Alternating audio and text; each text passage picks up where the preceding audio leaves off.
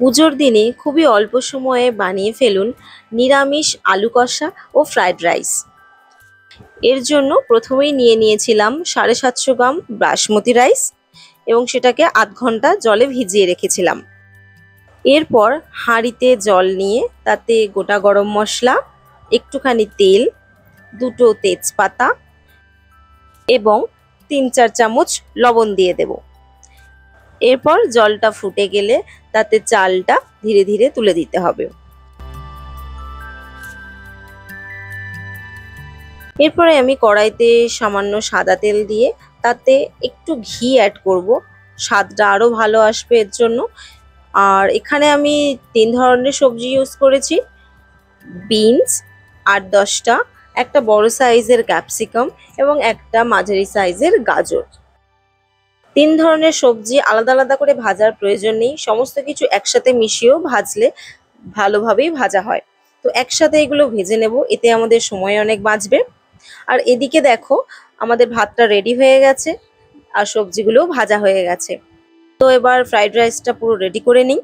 এর জন্য একটা বড় ডেকচি বা হাঁড়ি যার যা রয়েছে তাতে ঘি দিয়ে প্রথমে সবজিগুলো দিয়ে হালকা হাতে একটু নেড়ে নিতে হবে এবং এরপরে ভিজিয়ে রাখা কাজু কিশমিশ দিয়ে দিতে হবে।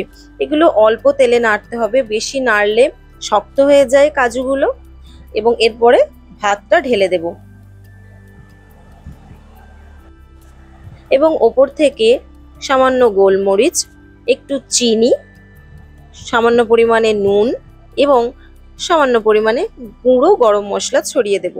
এরপরে খুন্তি দিয়ে হালকা হাতে 5 থেকে 7 মিনিট নাড়াচাড়া করলেই রেডি ফ্রাইড রাইস। এরপরে আলুর দমটা রেডি করে নেব। এর জন্য কড়াইতে তেল নিয়ে 8টা মিডিয়াম সাইজ আলু আমি কেটে নিয়েছি অর্ধেক করে। এটাকে নুন এবং হলুদ দিয়ে খুব ভালোভাবে ভেজে নিতে হবে যাতে 30% কুক হয়ে যায়। এরপরে আলুগুলো ভাজা হলে তুলে নেব এবং ওই তেলেতেই দিয়ে দেব গোটা জিরে, শুকনো লঙ্কা, 2টো এলাচ, 2টো তেজপাতা, গোটা গোলমরিচ এবং 2টো লবঙ্গ। এরপরে মশলাগুলোকে হালকা ভেজে নিয়ে তাতে 1 চামচ আদা বাটা দেব এবং সেটাও একটু নাড়াচাড়া করার পরে টমেটো দিয়ে দেব এবং টমেটো দেওয়ার পরে এতে অল্প নুন ছড়িয়ে দেব যাতে টমেটোগুলো ভালোভাবে সেদ্ধ হয়ে যায়। আর এদিকে আমি একটা পেস্ট তৈরি করে নেব। 50 গ্রাম দইয়ে, টক দইয়ে 4 চামচের মতো কাশ্মীরি লঙ্কা দিয়ে ভালোভাবে ফেটিয়ে নিতে হবে। এখানে আমি সাধারণ গুঁড়ো লঙ্কা ইউজ করেছি 2 চামচ এবং হলুদ দিয়েছি 1 চামচ, কারণ আলু ভাজার সময় 1 চামচ হলুদ দিয়েছিলাম। এরপরে টক দইটা ওই মশলায় দিয়ে ভালো করে কষাতে হবে। টক দইটা দেওয়ার কারণে গ্রেভিটা খুব ঠিক হয় এবং টেস্টটাও অসাধারণ হয়। কষানো হয়ে এসেছে, তেল ছেড়ে দিয়েছে মশলা থেকে। এই পর্যায়ে এসে ভাজা আলুগুলো এক এক করে দিয়ে দেব এবং 5 থেকে 7 মিনিট এইভাবে কষাতে থাকবো আলুগুলো। 7 মিনিট এইভাবে কষানোর পর এতে আমি 500 মিলিলিটার জল অ্যাড করব। সবচেয়ে ভালো হয় যদি গরম জল ইউজ করা হয়, এছাড়াও ঠান্ডা জলও ইউজ করা যেতে পারে।